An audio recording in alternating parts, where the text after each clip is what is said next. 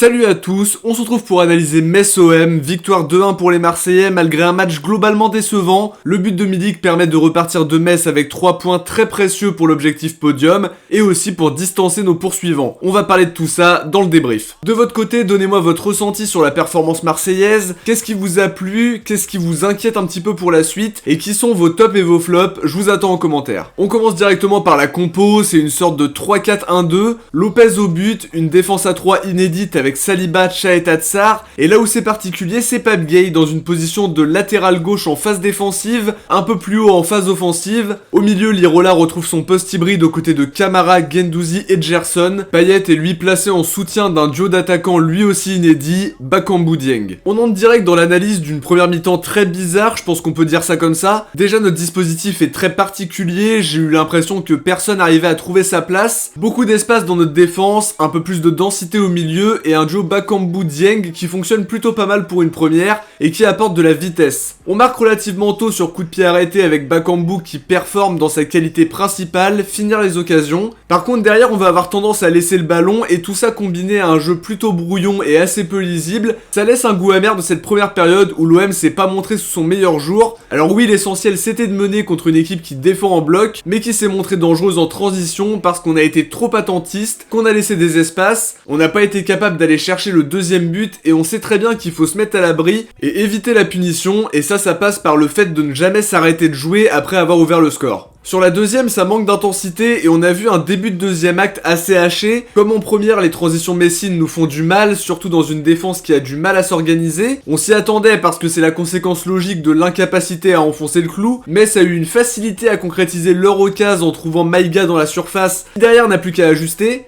On a eu des situations, Dieng qui a eu tendance à tenter sa chance plutôt qu'à faire la passe à des coéquipiers mieux placés que lui, Lirola qui rate le cadre aussi. Faudra attendre un coup de génie de Milik, un magnifique geste acrobatique pour nous permettre de reprendre l'avantage, un match où Sampaoli a encore trop tardé pour ses changements, une compo de départ assez lunaire, un jeu très pauvre et l'incompréhension presque totale devant les choix du coach argentin. Ce soir c'était loin d'être flamboyant, l'essentiel est là finalement avec cette victoire 2-1 qui nous permet de distancer Nice et même Strasbourg qui revenait un peu dans la course. Il faudra impérativement trouver la solution par rapport à notre comportement attentiste à chaque fois qu'on mène au score d'un petit but. Faudra être beaucoup moins friable derrière parce qu'on a encaissé le but en étant totalement perdu du début à la fin de l'occasion. On a vu du déchet technique aussi, chaque joueur a perdu son petit ballon qui a entraîné une occasion ou qui a rendu le ballon à des Messins très bons en transition et qui aurait finalement pu espérer mieux ce soir même si c'était pas un énorme Metz en face non plus. Il y a plein de points à revoir, comme on l'a dit, l'intérêt c'était de remporter ce match au moins sur le plan comptable.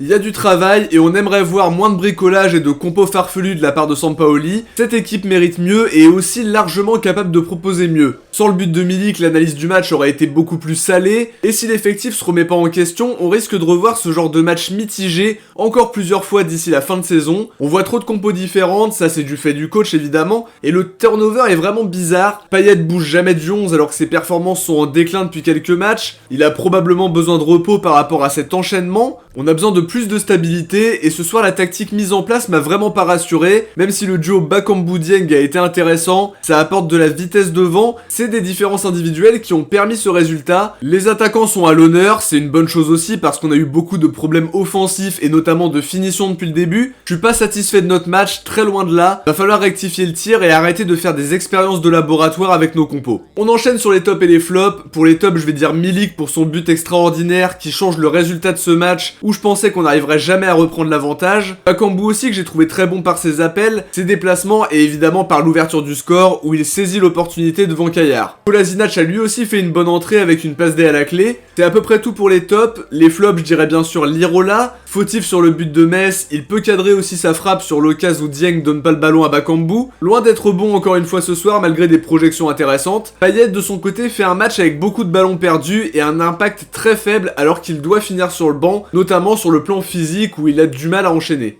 On passe aux notes, 5 pour Paul Lopez qui peut pas grand chose sur l'égalisation et qui globalement fait son match, 5 pour Saliba, pas extraordinaire avec plusieurs pertes de balles, il a quand même été très important en termes d'intervention, même chose pour Cha et Tatsar, 4 pour Gueye qui n'était pas à son poste préférentiel et qui n'a pas été flamboyant non plus, 4 pour Lirola, coupable sur le but et que j'ai pas trouvé fou encore une fois malgré de bonnes projections, 5 pour Camara qui fait du bien pour son retour, notamment dans l'équilibre de l'équipe et on s'y attendait, 5 pour Guendouzi qui n'a pas été énorme non plus mais qui fait un match correct. 4 pour Gerson qui n'a pas pu apporter autant que ce qu'on espérait, notamment sur l'aspect offensif. 3,5 pour Payet qui fait un mauvais match, un petit passage sur le banc on l'a dit, pour se reposer un petit peu lui ferait du bien parce qu'il est de moins en moins impactant, faut être honnête. 6 pour Bakambu, très intéressant en termes d'appel et de déplacement. 5,5 pour Bamba Dieng qui fait un bon match d'ensemble et qui doit faire de meilleurs choix devant le but quand il a des solutions dorées qui s'offrent à lui. Pour le banc, 7 pour Milik pour récompenser son but hyper important qui vaut 3 points ce soir. 6 pour Kolasinac, très bien entré dans le match avec une passe D au compteur en plus de ça. Pas de note pour Under et Balerdi qui n'ont pas suffisamment joué. De votre côté, n'hésitez pas à voter pour votre Marseillais du match dans l'onglet communauté, le sondage est maintenant disponible. On arrive déjà à la fin de cette analyse, j'espère que ça vous a plu.